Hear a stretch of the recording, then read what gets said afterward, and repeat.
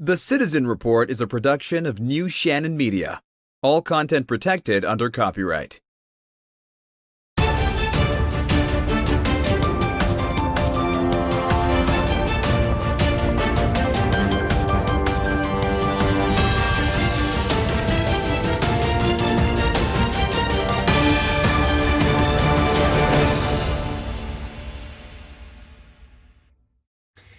And welcome to the Citizen Report. I'm John DeShannon, and thank you for joining me tonight. As always, this newscast is real in-depth American. Thank you so much for joining me. My co-host David Heller is off tonight.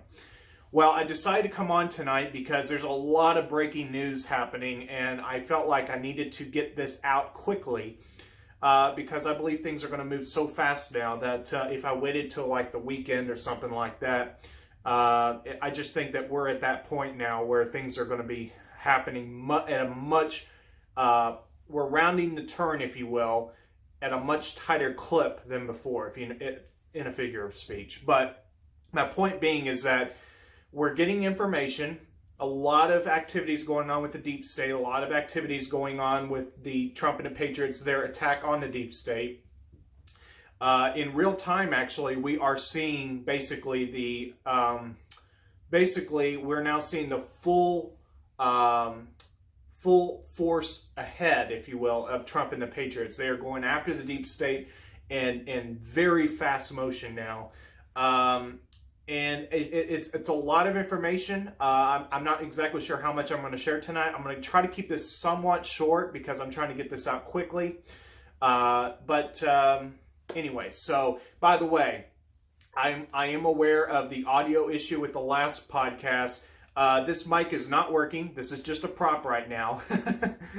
It does work, but I haven't hooked it. I haven't hooked it up to anything just yet. But my point being, or I should say, it's wireless, and I haven't yet hooked the receiver into anything yet to make it put out sound for this show. But my point being is that I am going to take steps in pretty quickly, I hope, to get the audio issue fixed. I know I recently moved out here full time, or I should say moved the show out here full time. So I know right now it's things are kind of a little haphazard right now, and I just appreciate your patience as I try to work some of these issues out. But on that note, I want to go ahead and get you this information. This is again a lot of information here.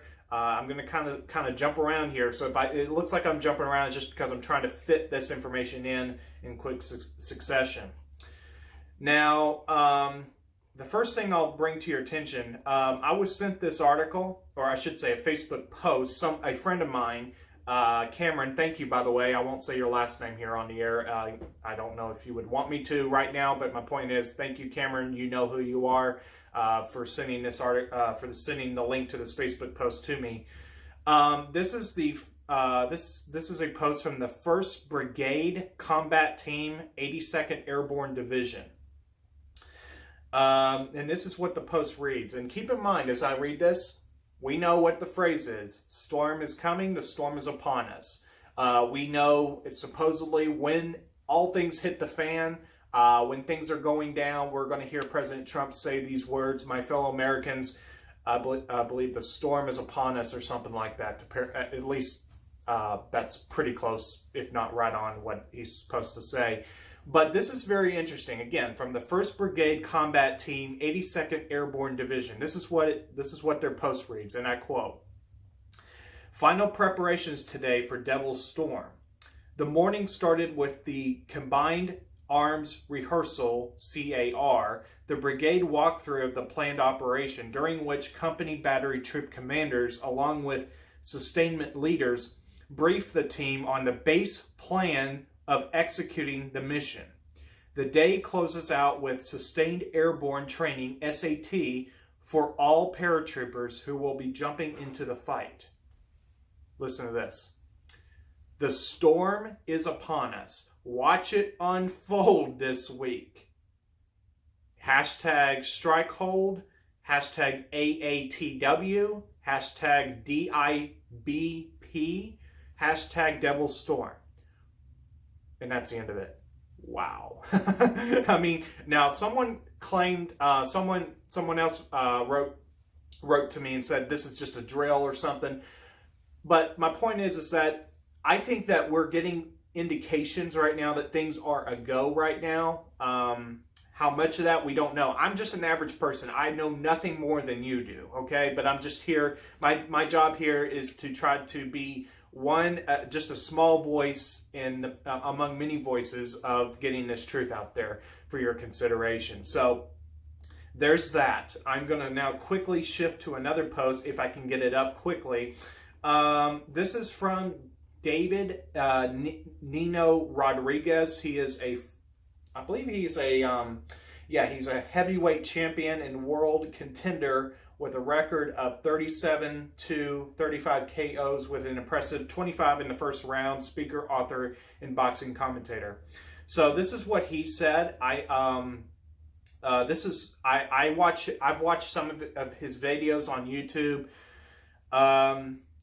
And I think it's kind of interesting what he says here. Now, not everything he says in this post is his own words, apparently. He's passing along what someone else said, but the first little bit is what he commented at the top. So I'll read that part, and then it goes into this other thing he shared. It says, quote, "This is an important notice. I can't verify this, but it is my duty as an American. I must share among my fellow patriots. Please use your own discernment in reading this. I just thought I would pass it along." So that's what David Rodriguez said. And now here's the rest of it that's shared from another source. It says, quote, "The storm is coming." Below, posted by Aaron. "Over the past 4 days, there have been massive movements of troops, equipment, and supplies within the continental United States, CONUS. Today, Tuesday, the U.S. Navy is positioning aircraft carriers in their strike groups off both the U.S. East and West coasts. It appears we are preparing to defend ourselves from an invasion. China, ? Late Saturday, no fewer than 25 C-17 aircraft were in the skies over the USA, carrying troops and equipment from around the nation, all going to Nellis Air Force Base. Now, I'll look that up, and I'll just verify one more time before I say this here on this broadcast. But Nellis Air Force Base. I apologize for mispronouncing it. It is in Nevada. Nellis Air Force Base in Nevada. Okay. Also late Saturday, no fewer than 12 C-130 aircraft were also on the move, also all heading into Nellis. On Sunday, locals on and around Nellis reported the base was swarming with soldiers and Marines. They also reported seeing a vast array of land fighting vehicles coming out of cargo aircraft. Naval deployments. This morning, according to the U.S. Naval Institute, the Navy has deployed 3 aircraft carriers, plus a landing helicopter dock, LHD, off the U.S. West Coast, and 2 aircraft carriers and their strike groups, plus another LHD off the U.S. East Coast. Off the West Coast is the USS Carl Vinson in the Pacific, and then it puts in parentheses in all caps, not at port, along the Oregon-Washington border. Given these new naval deployments and the very large sudden movement of troops into Nellis Air Force Base, one gets the impression that the United States is preparing to defend its homeland from an actual invasion. Hint, that may actually be the case. Word in intelligence circles says that if the Supreme Court voids any or all of the November 3 election due to the massive fraud and violations of the U.S. Constitution with changes to election laws, the lawless extension of voting for weeks, in violation of 3 U.S. Code 1 and 2, the Democrats are planning on asking the United Nations to invade to depose Trump as a dictator.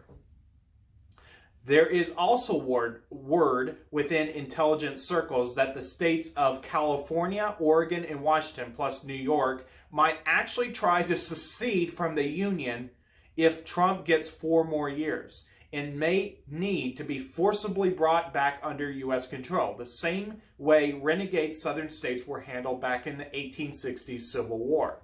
HT, I don't know what HT means, but it says in parentheses, HT note. It would gladden my heart to see the U.S. military bombing egomaniac Andrew Cuomo and filthy commie New York City Mayor Bill de Blasio back into the Union or to kingdom come. That's not my words. That's what this person said, but okay. China and Russia are deploying their naval assets in such a way that transit to the U.S. would not take long. China is positioning out in the Pacific more here. And that's all it says. Okay, so that was that. So pretty shocking stuff. Again, we don't know if any of that is true. And I'm careful to say that. But right now, we are not at a point where we can wait until information verifies to any extent. We have to get information out if we have any reason to believe it could be true. I'd rather you hear this and then you use your own discernment, ask God for discernment if you need to, and trust Him to guide you to whether this is true or not. Let me know as well. I am here right now to report this. Now, shifting gears again. Basically, regarding the Texas lawsuit. So the Supreme Court of the United States has agreed to accept the Texas lawsuit against several states. Let me get this information right. I'm having to kind of scroll around and at times click around as I'm talking to you about all this. But basically, bear with me here. Okay, so Texas sued, looks like Georgia, Michigan, Pennsylvania, and Wisconsin. We now have many states that are suing Georgia. So Georgia, Michigan, Pennsylvania, and Wisconsin. So Georgia, Michigan, Pennsylvania, and Wisconsin. Those 4 states are the defendants in this lawsuit. It's going straight to the Supreme Court. Supreme Court has agreed to accept it. Unlike the mainstream media, the Mockingbird media, it is not all over. They're trying to make you think it's all over. It is not over. And before I go any further, I'll just tell you right now, YouTube has basically now said that if anybody questions a Biden victory, in quotations I put it, they're now going to remove those videos. So we're now at the point of mass censorship. So I would remind you, before I go any further, I will tell you, I implore you to get on my text message notification system. Go to my website, thecitizenreport.weebly.com, click on text alerts at the top of the homepage, and you can subscribe there, or you can just get in touch with me and tell me to keep you informed, and I will, of any major episodes. Because let me tell you something, this is getting real right now. It's not coming, it's here. I don't mean to fear. I don't want to fearmonger, but that is just a fact. Okay. Now going back to this Texas lawsuit, basically they are suing. They are basically suing with regards to, and I'm just being very careful to not say something inaccurately about this lawsuit, but basically it appears that they're suing over the changes in their election system. So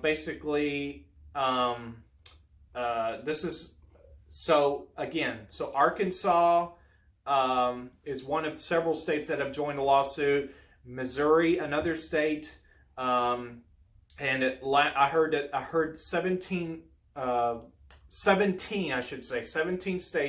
as of this article from x22report.com. We can see that 17 states are now joining this lawsuit against those 4 states. And I will tell you right now, if this goes away, I think it does, and other people think it does, this will alone guarantee a Trump victory if the rule of law is followed in this lawsuit. Now, basically, the main pointers, and I'm sourcing x22report.com again with this. He says basically that the Texas Attorney General Ken Paxton asked the U.S. Supreme Court to intervene in the election results in 4 key states: Georgia, Michigan, Pennsylvania, and Wisconsin. The lawsuit alleges that various changes to election rules and procedures in those states, combined with fraud, tainted the election results. And then this breakdown on x22report.com continues. How can it be brought directly to the Supreme Court? The founders of this country created a Supreme Court to resolve interstate disputes. Because this case is styled as a suit filed by one state directly against other states, the suit invokes the Supreme Court's original jurisdiction. Article 3, Section 2 of the Constitution establishes the jurisdiction, legal, and in parentheses it says, legal ability to hear a case of the Supreme Court. The court has original jurisdiction, and then again in parentheses it explains, a case is brought in front of the Supreme Court in certain instances, e.g. lawsuits between 2 or more states. The court has appellate jurisdiction. The court can hear the case on appeal on almost any other case that involves a point of constitutional and or federal law. Key points argued. A major point of the lawsuit is going to hinge on the fact that local officials in these 4 states changed voting policies, including the expansion of mail-in ballots because of the COVID-19 pandemic, without the permission of state legislatures. According to Article 2 of the U.S. Constitution, quote, each state shall appoint in such manner as the legislator thereof may direct a number of electors, unquote. The Texas lawsuit brought by AG Attorney General Paxton alleges that the local officials do not, quote, do not have the constitutional authority to change voting procedures, unquote, regardless of whatever COVID-related emergency power they may have. Paxton's argument is that it is the responsibility of state legislatures per the Constitution to set the rules for the election. And in this case, those were overridden in the 4 states by other officials, whether they were judges or other government officials, and that's not the way our constitutions set it up to work, regardless of pandemic protocols.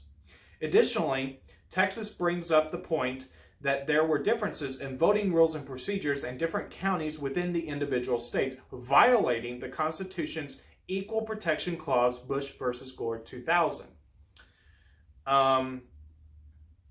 And basically, okay, let me keep, I know this is a bit long, it's a bit lengthy, but I think I need to continue reading this a little bit longer. It's not much longer, I promise you. Quote, the public, and indeed the candidates themselves, have a compelling interest in ensuring that the selection of a president, any president, is legitimate, unquote. Texas officials said in a court filing, quote, if that trust is lost, the American experiment will founder. A dark cloud hangs over the 2020 presidential election, unquote. Quote, the states the states violated statutes enacted by their duly elected legislatures, thereby violating the Constitution. By ignoring both state and federal law, these states have not only tainted the integrity of their own citizens' vote, but of Texas and every other state that held lawful elections, unquote, Paxton said in a statement. What the lawsuit is asking for. Texas is asking the Supreme Court to stop Georgia, Michigan, Pennsylvania, and Wisconsin from voting in the Electoral College. Paxton is also asking the High Court to vacate the state's certification of Biden's victories and order legislators to assign each state's electoral votes, a move that could shift the election victory to President Donald Trump. Texas is also asking the Supreme Court to delay the December 14 deadline for Electoral College votes to be cast. Where we stand now, and this is the last part I'll read. The U.S. Supreme Court ordered the 4 states named in the Texas lawsuit to file a response to the litigation by Thursday. If Wisconsin, Georgia, Michigan, and Pennsylvania are required by the Supreme Court to withdraw their electoral votes, Biden's lead would shrink from 306 electoral votes to 244. A candidate must receive 270 electoral votes in the Electoral College to be considered the winner of the presidential election. Now I'll just go ahead and read this a little bit, just a bit further down. This is also from X22report.com, and he says, quote, "It's amazing. Nobody saw this coming. Texas, under the radar, unveiled an election integrity lawsuit against 4 battleground states. The mainstream media, I believe that means Democrats, were very busy looking at other cases and bragging how all of those cases were losing in the lower courts. So this one lawsuit, which was brought by a state, goes directly to the Supreme Court. The U.S. Supreme Court, where conservative justices await in every swing state where the election is in question." And then Trump puts, and this is, I'll go ahead and read this because down below it contains a tweet from Donald J. Trump at Real Donald Trump. It says, quote, "We will be intervening in the Texas plus many other states case. This is a big one. Our country needs a victory." That was posted at 8:44 a.m. on December 9th. Okay, so I'll stop there about that. So what you need to understand right now is basically things are moving very, very, very quickly. I don't know. I really don't know if by the time I join you next time that we're going to actually see things shift significantly. But we do know that things are moving very rapidly right now. And I wanted to go ahead and come on here and talk with you a little bit. I do have one other thing at least to share with you in my time with you. This is from one of my Facebook friends did post this. But my Facebook friend didn't say these words as far as I know. It was just shared from another source. I don't know the source of this, but I thought it was good to consider, considering the new modified stay-at-home order that Governor Cooper here in North Carolina is putting in without any authority to do it whatsoever. And I mean constitutional, actual, lawful, substantive authority. And I believe this is perfectly applicable in all states, by the way, in any state, I should say, where these governors or otherwise officials are acting tyrannically. Now, this is what it says.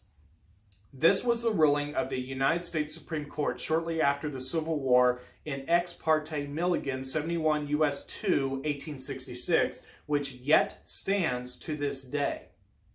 Quote, neither the legislator nor any executive or judicial officer may disregard the provisions of the Constitution in case of emergency. I'll just stop right there. And my comment on that is that basically means no matter what is going on, I don't care if a nuclear bomb is fixing to detonate. It doesn't matter how normal or abnormal circumstances are. The Constitution, as the law of the American land, it stands. You don't get to suspend any provision of the Constitution ever without due process of law. And this is what it reads. And then down below, whoever it was that actually wrote this says, quote, and I don't know how much of this is a quote, whether it be directly, I don't know, but I'm just going to read it at face value here, okay? And I always encourage you, go look at what I'm talking about. Go do your own research. It says, quote, Section 98, therefore, anyone who declares the suspension of constitutionally guaranteed rights to freely travel, peacefully assemble, earn a living, freely worship, etc., and or attempts to enforce such suspension within 50 independent sovereign continental United States of America is making war within our Constitution or constitutions, and therefore we the people. They violate their constitutional oath and thus immediately forfeit their office and authority, and their proclamations may be disregarded with impunity.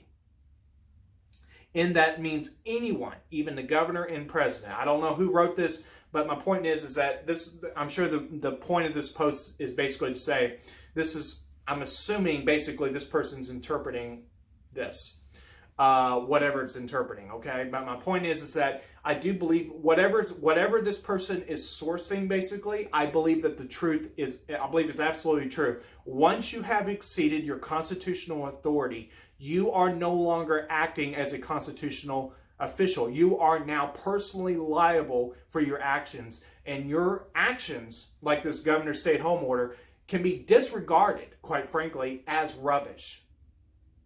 It literally says here, whoever wrote this said, their proclamations may be disregarded with impunity. Impunity. In fact, let me just Google the word impunity. It basically means exemption from punishment or freedom from the injurious consequences of an action. That's what this quote basically, that's this quick Google search brings that up. But my point is that we are not subject to unconstitutional tyrannical laws. As American citizens, we have unalienable rights that do not get suspended because the governor says so. The only way you have your rights in any way hindered, in any lawful sense, is if you are brought before a court of law and you are given due process. It doesn't mean a railroad situation where a corrupt judge just signs an edict and, doesn't consider the merits of the case.